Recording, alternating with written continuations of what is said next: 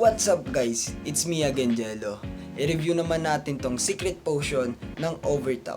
Subukan muna natin to bago natin i-review. Tara!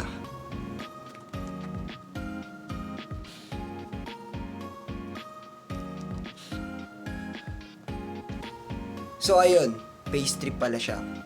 Ang flavor nito ay mocha wafer. Para siyang biscuit na waferettes na Hansel, yung lasa. Nga pala, 25 mg pala itong kinuha ko. Di nyo natatanong, manufactured by Emo Flavors itong juice na to. Quality of the juice, 100% solid talaga ang lasa.